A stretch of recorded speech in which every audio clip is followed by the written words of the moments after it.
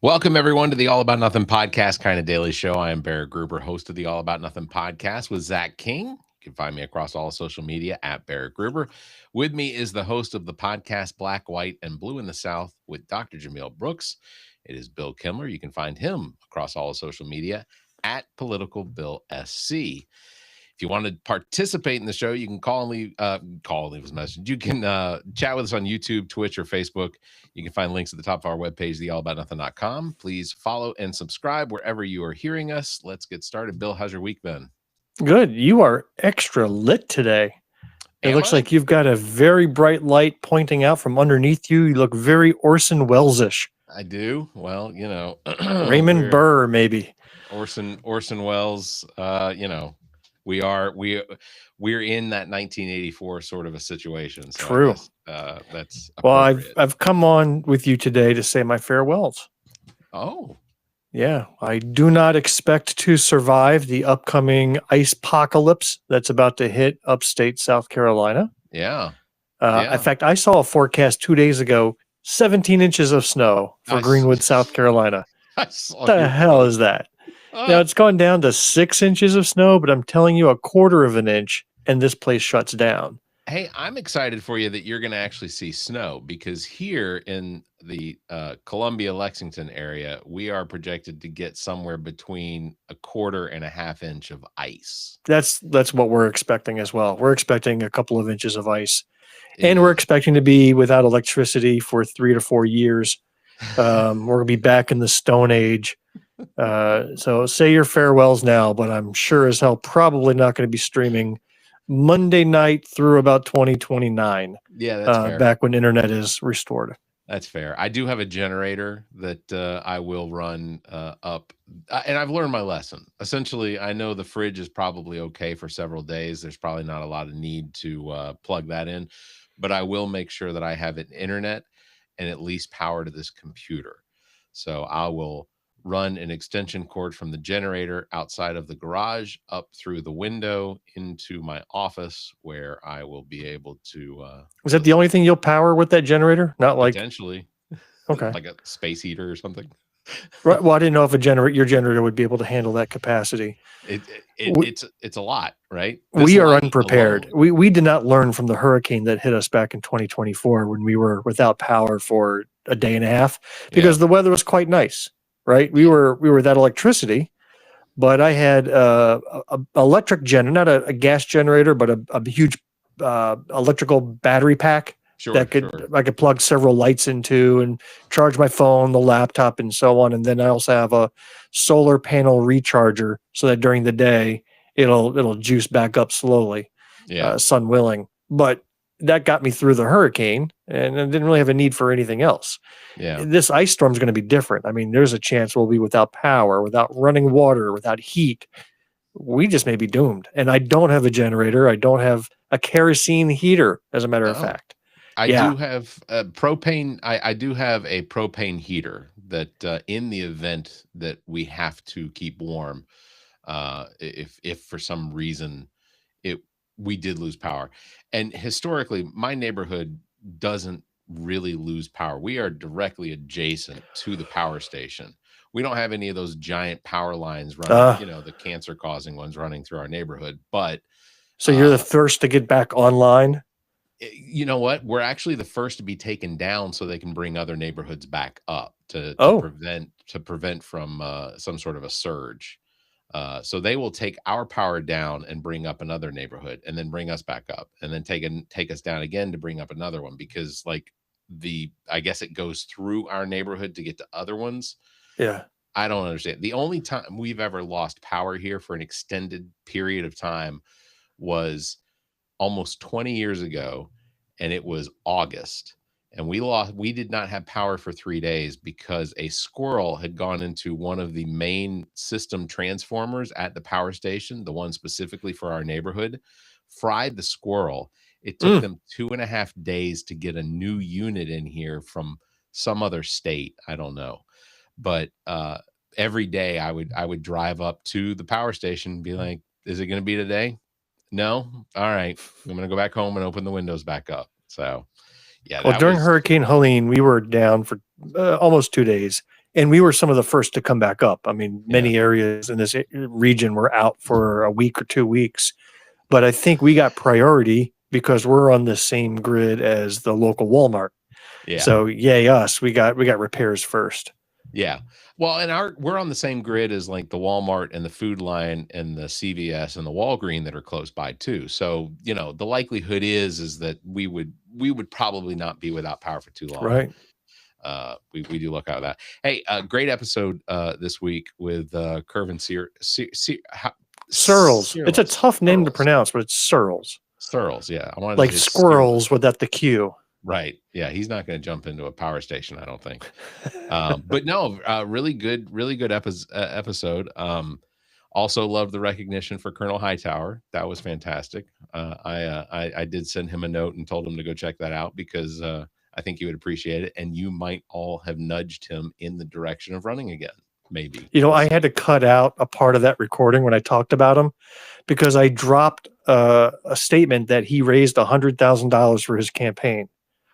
And I had to fact check myself. So I went on to the ethics website and no, he didn't raise $100,000. He raised around $10,000. Really? So I didn't want to, yeah, that's what his whole campaign, I checked out his pre-election filing. Interesting. Where you talk about how much you raised for the whole. Yeah, I had heard he had raised a substantial amount of money for his campaign. So this is $10,000 in a short time period is nothing to sneeze at. You know, that's good, but it certainly wasn't 100,000. And I've learned not to use you as a source of information. Don't ever do that. We look 9 years. Well, I figured something like that can be fact checked. I need to fact check regardless of who says it. So 9 years running, I have suggested that people not use this show for fact checking. Our last episode, I did a short about the value of a 54-year-old net value of a 54-year-old. Oh, I got to talk to you about your shorts, buddy. I got a problem with your shorts. I edit those shorts in a way purposely so that they will inspire to screw me over, purposefully to screw me over. That is what I'm getting. Did you catch my, so just for those that don't know, we talked about the average net worth of a male my age. Right. And according to the article, the average was 1.4 million, which was, everybody would think, oh, that's shockingly high. And then we went on to talk about what the median was and how the billionaires skew it so terribly. It was a great segment that we did. Yeah. You put out a short that stopped at the average, and then I'm getting my ass reamed in the comments. This guy's so dumb. He doesn't know math. He doesn't know the median. He doesn't know basic statistics. I got a degree in mathematics, assholes. I've got a master's in science and physics. I can do math just fine. I'm dealing with this guy right here who creates shorts to make me look bad. Now, and just to point out, it wasn't to make you look bad, but let me just tell you, my appreciation of you for that short is the fact that it got 56,000 views, more than 150 comments. Yeah, all of them hating on me. 200 likes. Except one comment gets the comment of the year that said that I looked good for a 54-year-old. I was like, okay, that was worth it. Bill and I agree. Thank you. You look great for a 54-year-old. But you did it to me on another short as well that I noticed. Did you catch my comment about the printer ink? I'll be completely honest with you. I don't go back and read a lot of the comments, which I should. There wasn't a comment. I wrote the comment, but basically it was the whole Epstein files being redacted, right? Yeah. And all the black ink that went out. And so I made a comment that I had invested in a company that produced black ink knowing about this, right? Well, you left out the whole Epstein files part and just went right into me investing in black ink out of context of everything. So I'm like, this doesn't make any flipping sense. Bill invested. In fact, I made a joke. I invested $5 in black ink and made 20. Like that was my joke, which wasn't funny without the Epstein file redactions being part of that segment. I'm going to give terrible. I'm going to give you that one because that one specifically was funny in my head because here's the thing in my head, because I'm always intrigued by people that think that doing, like we had the prime minister, the former prime minister of Canada, he did blackface, and we've had other people that did blackface. So in my head, I was thinking what people might think was that Bill was investing in black ink for my blackface. Okay. So again, you were setting me up, asshole. That time I was. I have issues with the producer of this show. I do too. That guy is an asshole. And frankly, not right in the head. On the episode, you guys talked about the UFO, I guess, index for South Carolina. The Alien Abduction Index. What were they rated? We're rated 29th here in South Carolina. 29th. Yeah. It's weird because South Carolina has what some in the UFO community believe to be one of the highest areas of potential UFO sightings, because they call it the South Carolina Triangle. And it's basically a triangle that runs from the VC Summers nuclear plant down to the Savannah River site, up to the Oconee, and then back down to VC Summers. So it creates this sort of triangle where there is believed to be an exaggerated amount of UFO activity. Here's the interesting thing, and I don't know if you've heard Zach and I talk about this, but when we were coming back from the August 2024 Greenwood County Democratic breakfast, I dropped Zach off at his vehicle and I was headed home. I was driving on Old Two Notch Highway. This is daylight. Driving on Old Two Notch Highway, and I can't confirm what it is I saw, but it was a large tic-tac silver looking thing that for just a very few microseconds blasted past me, probably 70 or 80 feet up in the air above the tree line, and just flew past. I immediately called Zach and told him. I was like, because even on the way home, like, we didn't talk about UFOs or aliens or anything like that. We were talking about meeting Michelle Brandt and getting to have that conversation, how much we enjoyed doing that. So that was basically our whole conversation back from Greenwood. Never would have thought that I would experience something like that. Again, I don't know what it was. Did you report it? So, because how is it going to get on the index if you're going to keep it to yourself? Yeah, there was I don't remember officially what it was I reported it to, but I did go to the UFO spotter website or something like that. And, time of day, location, general location. Well, I wanted to be clear. This was an alien abduction ranking, not a UFO sighting. So unless you were walking a little bow-legged after seeing that little silver bullet, it wouldn't have counted as an abduction. Sure. Yeah. And I can't confirm an abduction story for me, but it made me think, like, as a South Carolinian, how many South Carolinians that are potentially being abducted are just not reporting it? Like, because I know a lot of people that were born here in South Carolina that kind of just go with the flow. Like, something happens to them and they're just like, Ma, I got the anal probe again. I just went to work. Yeah, we call it Tuesday around here. It makes me think that that's a possibility, that there are people that just ignored the experience, So when I had prepped that segment, I was intending to use that some clips of the very first South Park episode. You know what the title of that one was? No. Cartman gets an anal probe. It's all about, him being alien abducted. But then I realized, we kind of have a distinguished guest with us, and sure, it would probably get blocked if I tried to put it on YouTube anyway, right. Copyright. So I opted out. And I was actually surprised that the X-Files theme song that I used in the background made it on YouTube without any copyright notice. I was quite shocked. I was gonna say, we use it frequently enough on our show that I don't even worry about that one anymore. How long ago? But it was good to be in the recording studio again. I really enjoyed the discussion, the editing afterwards, the videos. A lot of fun. Real quick, I do have a quick acknowledgement ad spot sort of thing. So today I was cleaning my daughter's room and I noticed a water stain on the ceiling, and it's never a great sign. I took a closer look to find a small leak coming from a cracked plumbing exhaust pipe boot on the roof. I called my friend Brian over at Lake Murray Roofing. He actually he was actually somebody that was recommended by my State Farm Insurance. Keep laughing. Not laughing. I'm trying to be professional. Brian came over this morning, took a look at it, and actually has a solution planned out that we're going to get taken care of tomorrow, just in time for this ice storm coming up. So I did want to shout out Lake Murray Roofing, 803-454-5781. If you have any damage to your roof or you need your roof replacement, Brian is absolutely Brian and Lake Murray Roofing are absolutely who you should call.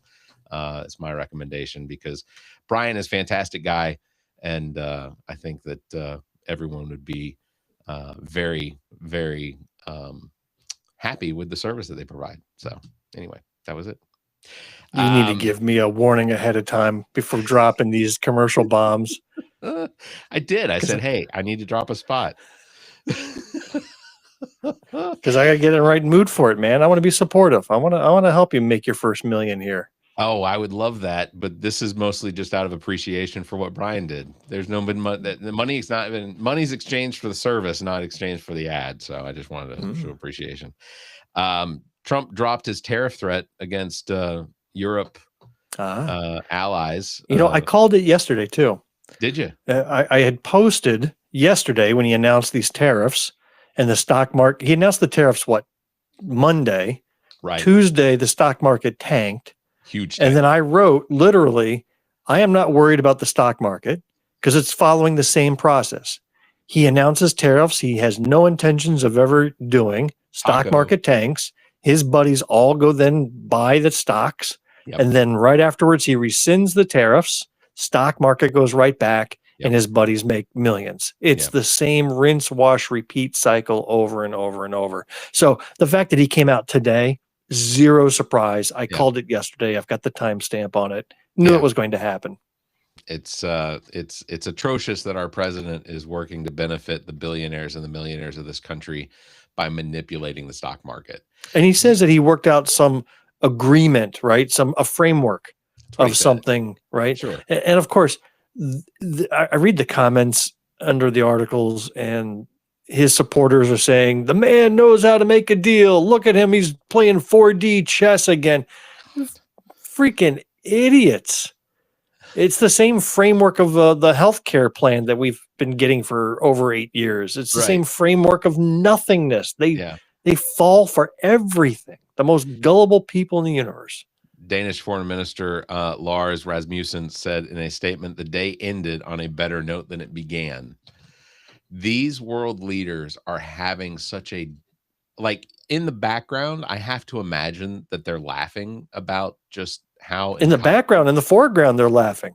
Right. That absolutely is true. You had who? Macron and Zelensky and somebody else, but like there's a documentary that's either come out or is coming out where they get Donald Trump on the phone, and literally they're basically saying, we have this, we have put together this potential ceasefire agreement with Russia. Donald Trump, will you support it? And he's in the background going, Nobel Peace Prize, Nobel Prize. Like, were these done with puppets? Was that what you saw? He was on the phone. The other three were, but these were real. This was really. This was the real thing. This wasn't like a puppet skit. Okay. And Macron is trying to control this phone conversation by like, okay, Donald, sure, whatever, right, Nobel Prize, whatever.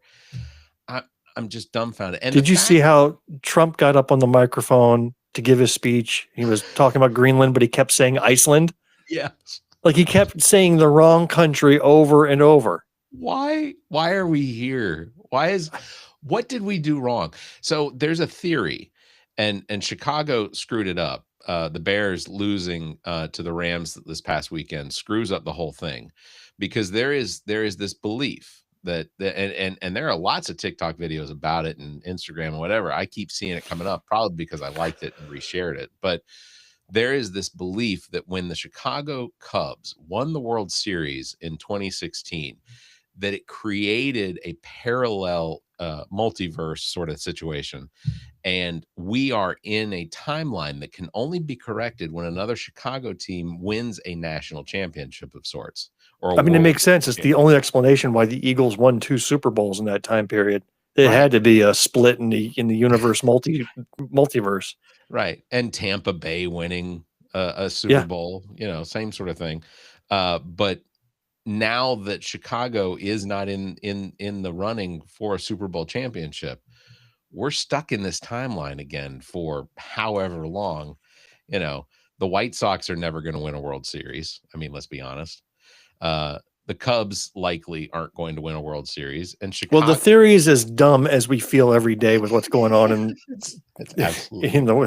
in history. I mean, it makes sense. I don't even shrug anymore. Yeah, but you know, I was hinging a lot of bets on the Chicago Bears. You know, reestablishing the timeline that we're supposed to be in, but I guess that's not going to happen now. How do you prepare for winter storms? Like, is there anything, like, you being from New Jersey and Philadelphia area, you experienced snow. Yeah, but they're built differently because, one, they prep the roads, and so every road is usually drivable by the afternoon. I mean, it's never that bad, even when you get feet of snow and ice. I mean, you're prepared for it. Yeah. Also, the entire infrastructure is built underground, so heat and electricity. I have, in all my years of being in New York in the winters, I've never known the electricity to go out. Just hasn't happened. So you stock up on a little bit of extra food thinking, all right, I'm not going to be out driving as much, but otherwise you're really fine. You don't do much. And we have the snow shovels. You've got the winter coats. We had a fireplace that we used all the time anyway. I mean, you can get by very easy. It's down here in the South where you're not getting any infrastructure taken care of. All your electrical lines are above ground, so they're going to collapse. Yeah. And then the crews can't make it to do repairs because the roads aren't prepped.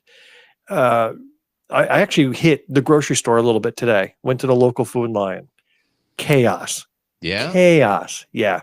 I figured I'd grab some cereals, some granola bars, just some dry food that doesn't require heating up or defrosting or things like that. I've never seen lines like I saw at the checkout lines, like lines that went all the way through the aisle. It was like Black Friday type shopping. Yeah. The aisles were empty. The milk and the bread were gone. It's absolutely nuts. It is, you know, I one of the things I've always lived in the South. I've experienced northeastern snowstorms and things like that because we had family that lived in Pennsylvania, Pittsburgh. I had family that lived in Rochester, New York. So they would get those lake effect snow squalls. And it just happened we were up there for a visit one time where that one of those hit. We didn't, you know, we were scheduled to fly out like on a Tuesday or something like that. And they handle it so much better because they have the infrastructure for it that our flight was delayed a day. So we showed up at the airport on Wednesday. The tarmac is cleared. They get, you know, it's done very efficiently and very effectively. And ultimately, I think that it's probably, up until this point, I think that it's always been unnecessary for us to prepare for these sorts of events. But between last year and this year, and even the last 10 years or so, we have seen an increase, not necessarily here in South Carolina, but across the Southeast, all the way down in New Orleans, where we're seeing climate change type snowstorms occur in the winter. What they're predicting is what Texas went through back in 2024. Remember they had those ice storms where dozens, hundreds died as a result, and areas were without power for months. Yeah. That's what they're predicting. An identical storm just like that coming down and hitting us. And that was when it hit Texas, that was considered a more local sort it was relative to Texas.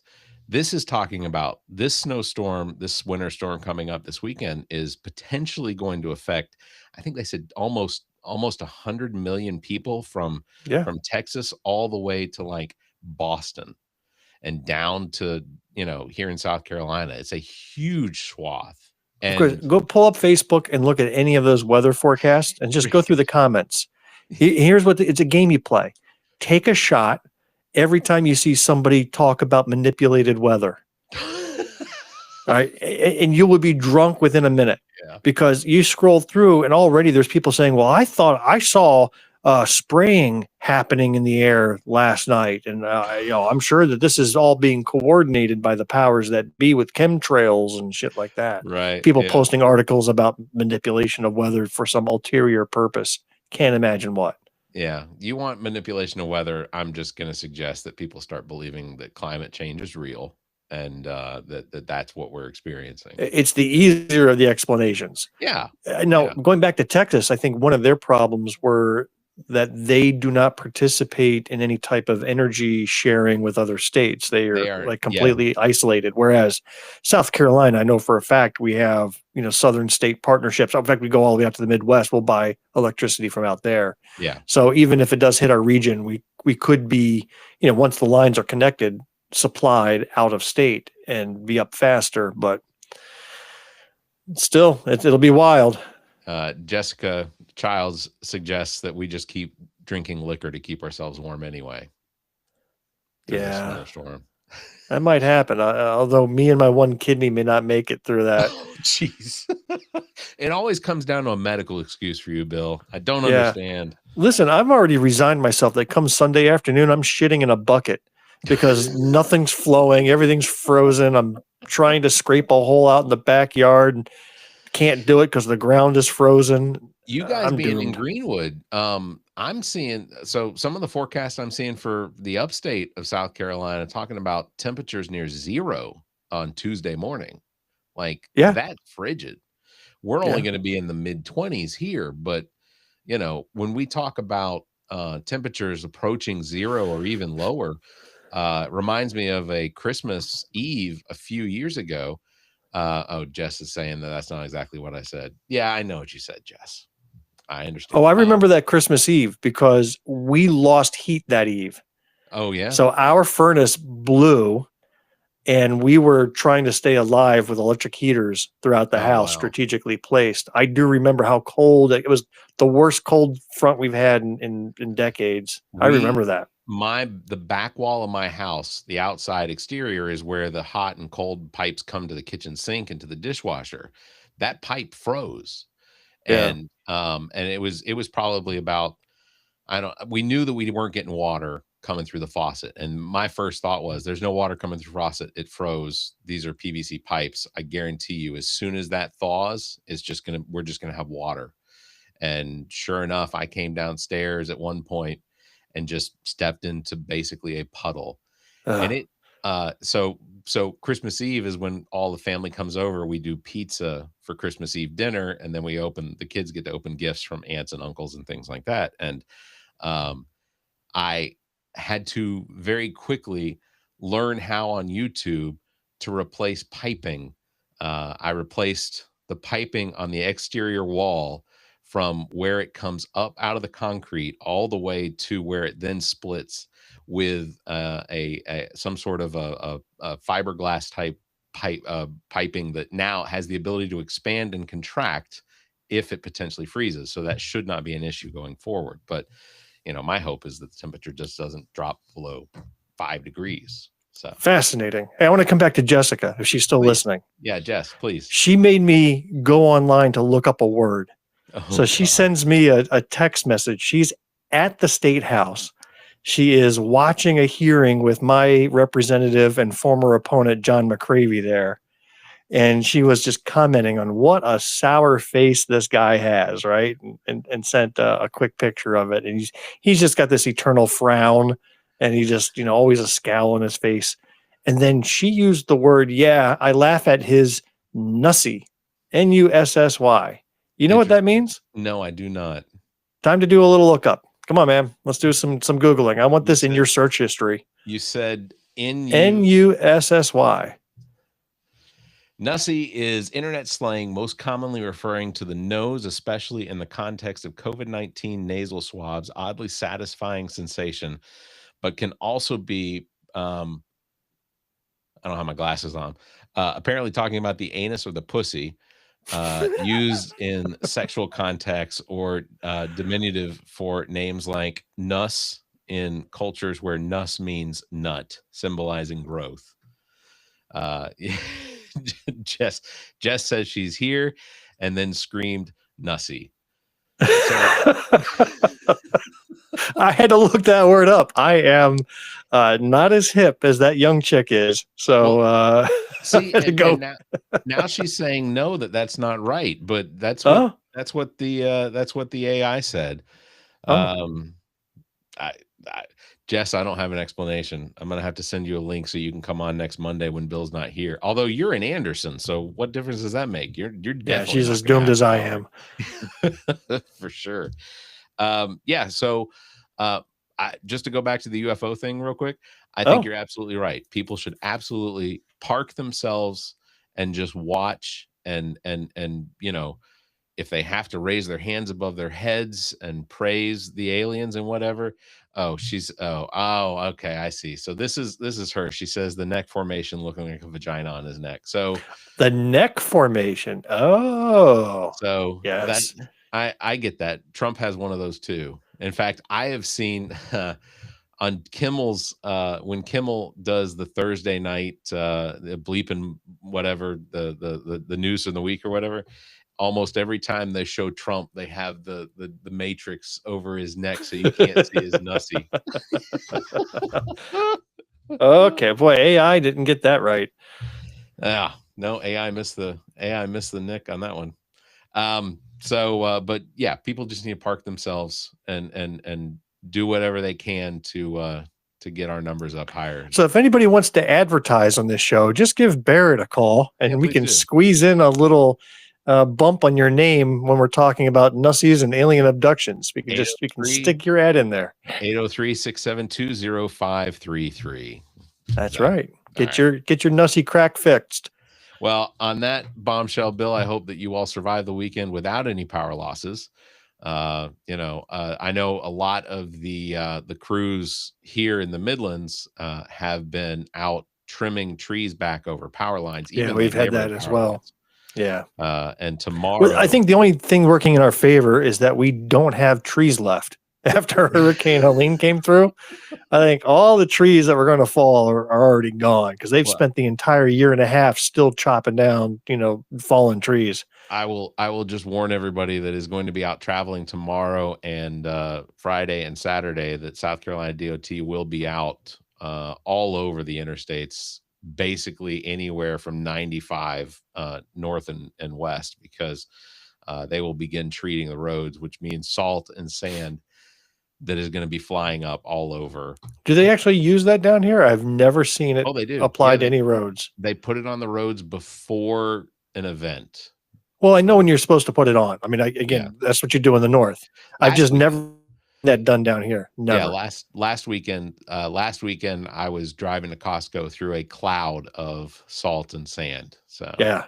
Oh yeah. When you buy a car up north, you don't buy a white car. It's like useless.